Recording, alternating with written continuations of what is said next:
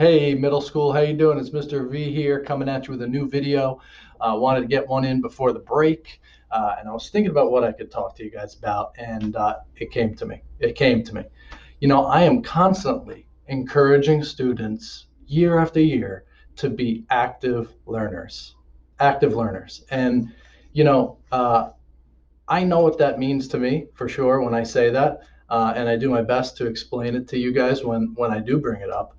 But I thought, you know what? Let's do a video on it. But instead of just getting my kind of take on what it means to be an active learner, I thought, let me poll some teachers. And so that's what I did.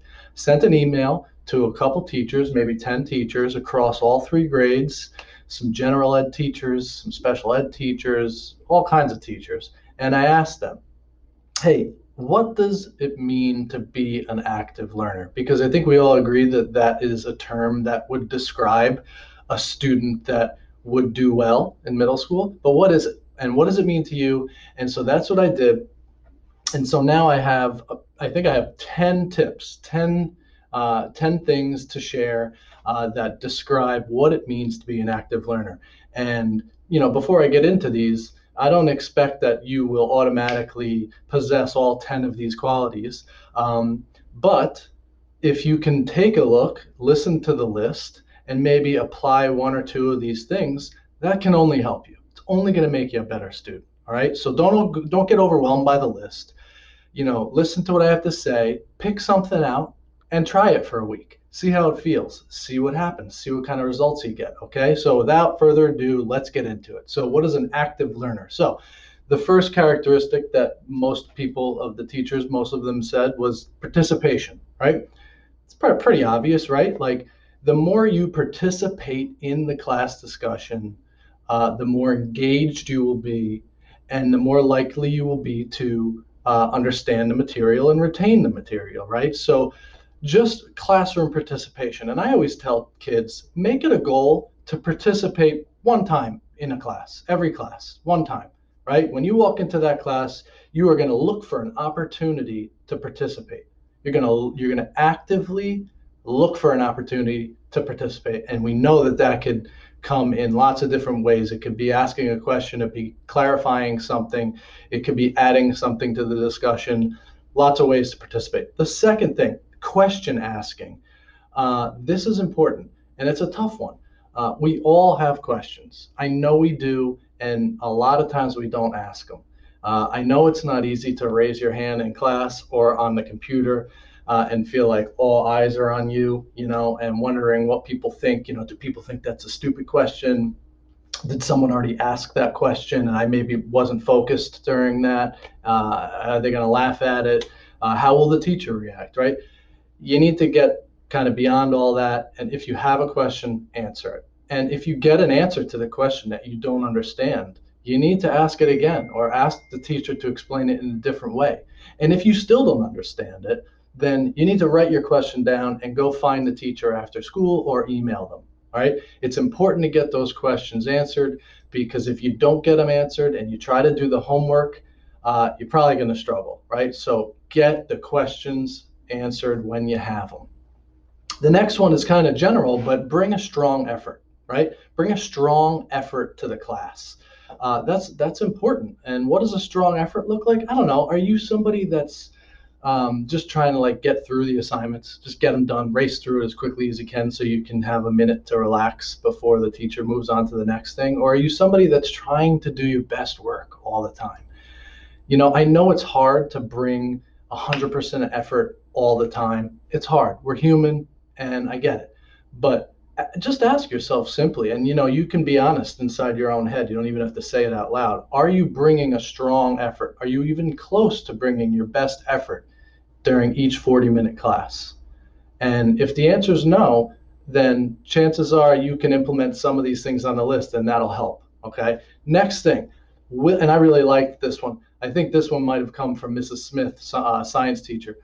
Willingness to grapple with difficult concepts. This is awesome. So many of us, and again, because we're human, when we come across difficult information, something complex, something that we don't immediately understand, many of us tend to give up. Or if not, give up, raise our hand and ask for help. Or at the first sign of difficulty, ask our neighbor, right?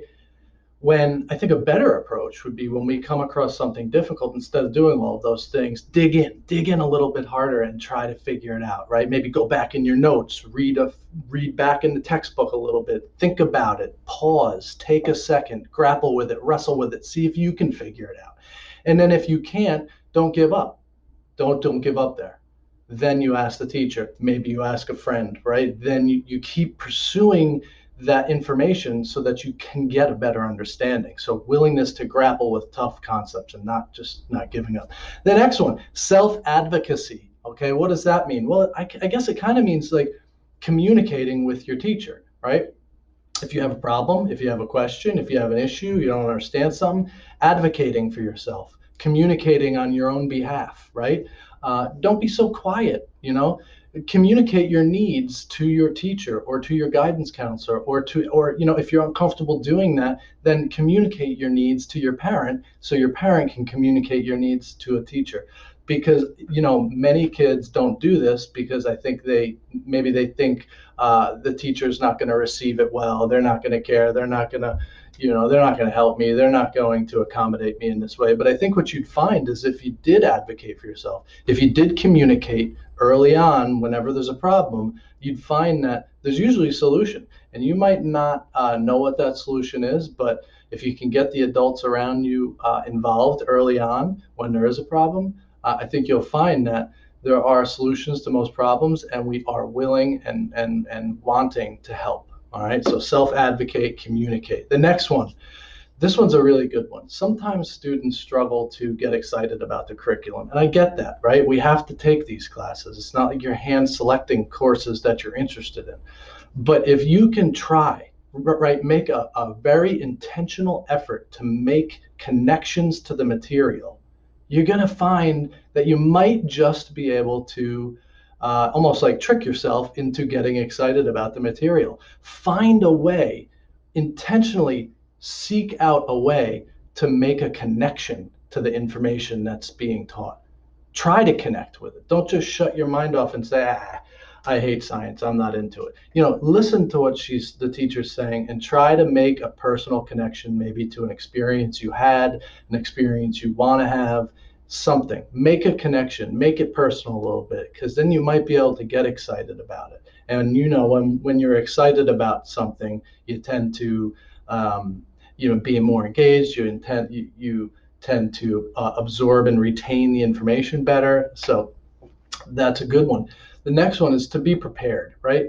To be active in your learning is to also be prepared. Show up with what you need, guys. Are you somebody that's constantly running back out to the locker or asking if you can borrow this or that, or just, oh, you didn't have your binder, so today you had to take your notes in this book, and the next day you had to take your notes in a different book, and today you put your notes in this folder, and tomorrow, you forget the folder, so you got to put your notes in this folder, and everything's everywhere, and you're unorganized, right?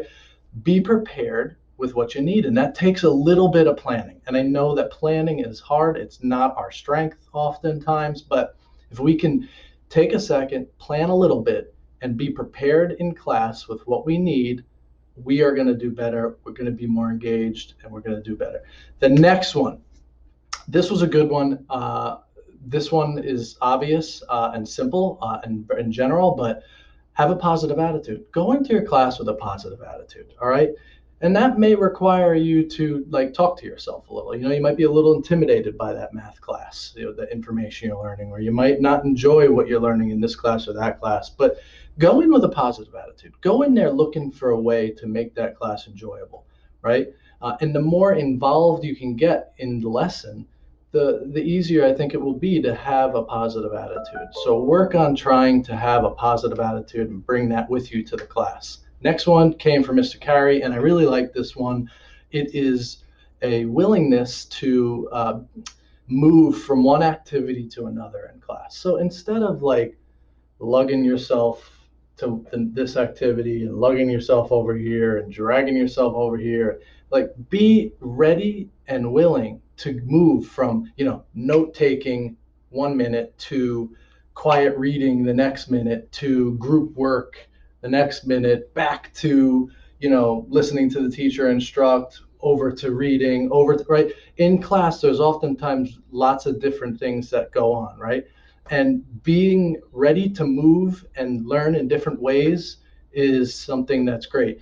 If it takes you a couple minutes every time the teacher switches gears for you to kind of get your paper out, get it going, get ready, you're going to fall behind, you're going to lose some stuff. All right. So be willing, be ready, be active to move from one style of learning, one activity to the next. All right.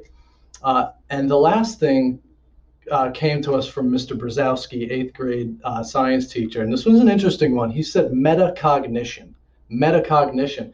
And, to be honest with you, I had to look that up because while I have some understanding of what that means to me, I did want to look it up. And it's an interesting term. And I think in some ways it describes critical thinking. But I think it's also, it's like an awareness of yourself, an awareness of how you learn and who you are as a learner, right? What makes you effective? What are strategies that you employ that make you a successful learner? What are things that don't work for you? I think it's constantly reevaluating your processes and what works and what doesn't work. It's kind of like knowing about knowing, learning about learning. So if you can have a deeper awareness of who you are as a person and who you are as a learner, then you can make adjustments that will inevitably lead to more success. So it's a deep concept and it's a really good concept. And if you want to talk more about metacognition, maybe stop by my office. In fact, I'm even thinking about doing a video solely on metacognition. I think it's a pretty big topic. Maybe I can get Mr. Brzezowski down here to be a part of that discussion.